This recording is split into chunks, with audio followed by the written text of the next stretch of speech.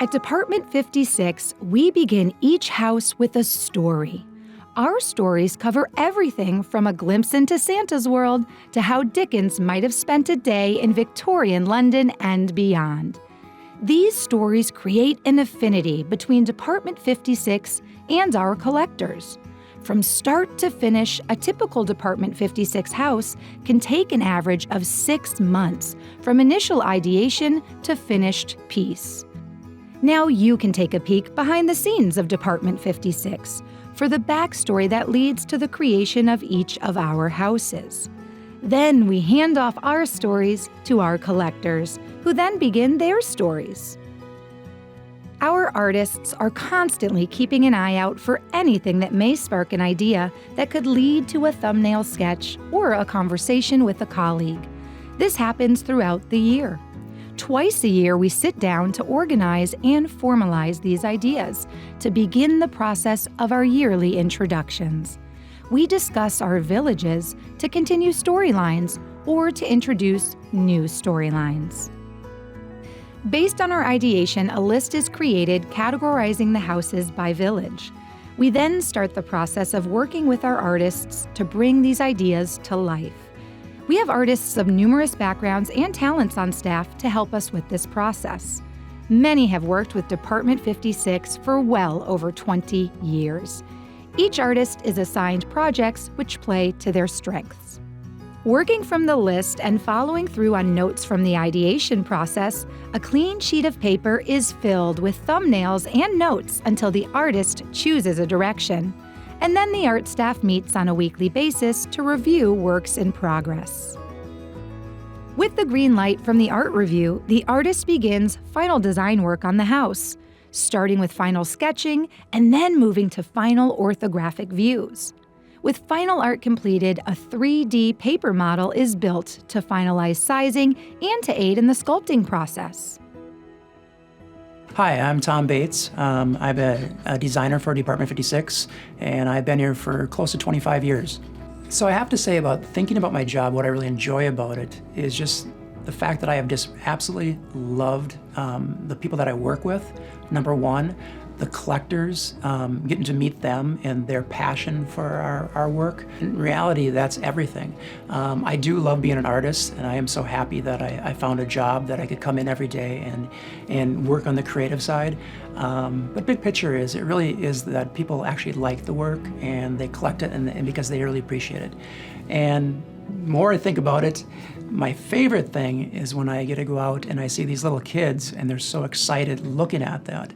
And then I think of, the people that own it, and maybe they're grandparents now, and they want those kids to get excited about it. I want them to let them put up their villages and let those kids really, really appreciate them because they truly love looking at and playing with the villages.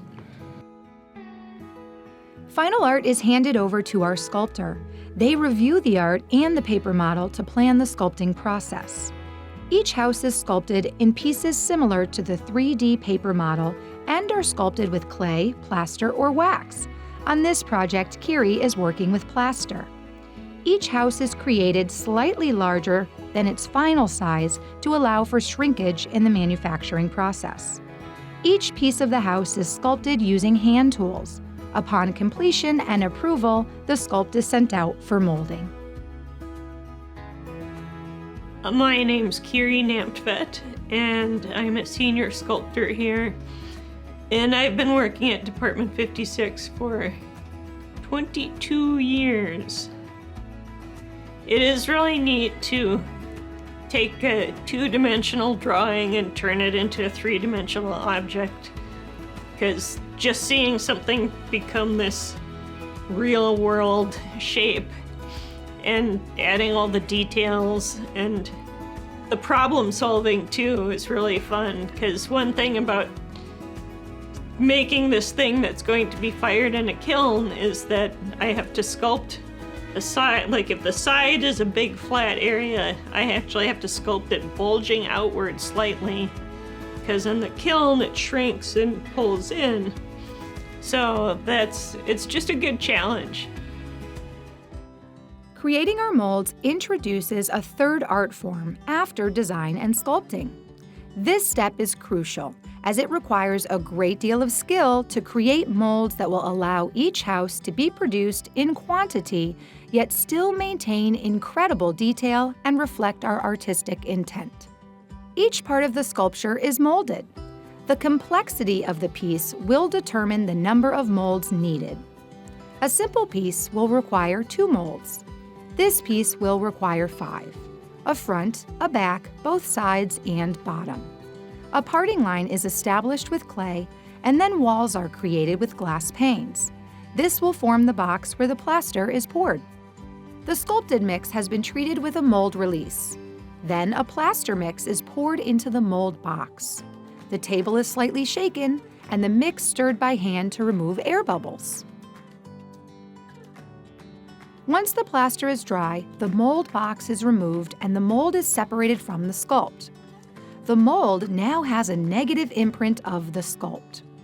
This process is repeated until all 5 sides of this sculpt are molded and then separated from the sculpt. The 5 mold pieces are then assembled, creating a cavity, which leads us to the next step. After the production molds are created, the sculpted pieces are removed and set aside. The empty molds are reassembled and a material called slip is poured into each mold from a central reservoir. Slip is the liquid mix that can be modified to produce porcelain or ceramic pieces after firing. Once the mold is filled, it is set aside for 20 minutes. The porous plaster mold absorbs the liquid from the slip and dries the slip from the outside in, leaving a dried shell to form inside and against the mold. The excess slip is then poured out of the mold, leaving a dried shell inside, which is then removed. Slip casting allows us to create our hollow houses. Once all parts for a house are removed from the molds, they are assembled. The first step is trimming out windows and doors and other small parts. The second step is attaching each part using the slip as a bonding agent. Assembled houses are then set aside to continue drying for 1 or more days. The goal is to allow the water to evaporate to prevent problems while the house is in the kiln. As the parts dry and the water evaporates, the houses are slowly shrinking. And once they are completely dry, they are placed in a kiln for firing. There is a wide variety of products on the cart. Temperatures can vary inside the kiln, and the product is strategically placed for the best results. Once the door is closed, firing begins. Temperatures will reach nearly 2,400 degrees Fahrenheit, and the firing will last 12 hours for porcelain. Ceramic has a shorter firing time under lower temperatures. Once the firing is completed, the houses are removed from the kiln. They went into the kiln as fragile greenware, but come out as a hardened whiteware, similar to porcelain or ceramic tableware. Here we see each piece being inspected before the painting process begins. Like every step before, all work is done by hand. Before entering production, we create 2 samples from the molds. These samples are painted by the factory staff and sent to Department 56 for approval and reviewed for color, because what works in 2D does not always work in 3D. Our artists review the sample and repaint as necessary. The artist also works on final decal art that will be sent back to the factory with the approved painted sample. Each of our production molds can produce approximately 25 to 30 pieces, depending on the surface detail. With slip casting, the plaster mold absorbs water out of the slip, and this absorption process takes its toll on the molds by slowly distorting the fine detail on the mold surface. As a result, this limits how many pieces a production mold can produce. Once the detail starts to diminish, the molds must be discarded. To give us the ability to create the quantity of production molds that are needed to produce our houses in a timely manner, we create a new set of molds called case molds. This process involves creating a plaster mold of each production mold piece. These case molds are then sealed to be watertight, allowing for the solid plaster production molds to be created as needed from these case molds. 5 to 6 houses can be created from our initial production molds and still keep a sharp set of molds for the creation of our case molds. Creating each house requires an impressive number of molds. There are so many molds required to get the job done that they would easily cover numerous tables. Once painting is completed, decals are applied. After decals, each house is placed in a low-temp kiln to set decals and paint. After painting and decal placement, non-porcelain parts are attached. These are parts that would not survive the kiln, such as die-cast signs, acrylic windows, and sisal trees. Once complete, the houses are placed in their protective packaging and inserted into their colorful sleeves. They are placed in shipping boxes and begin their journey to your home. The story of Department 56 began over 45 years ago, and in that time, we have never forgotten that our collectors are what we are here for. We understand that the story behind each of our houses does not end when it is purchased, but continues on in homes across the country and beyond. There is tremendous support behind the scenes of the artists you have just met.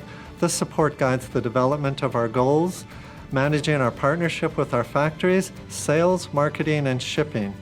We are confident that with this support, the traditions inspired by Department 56 will allow us to always be part of your holiday traditions.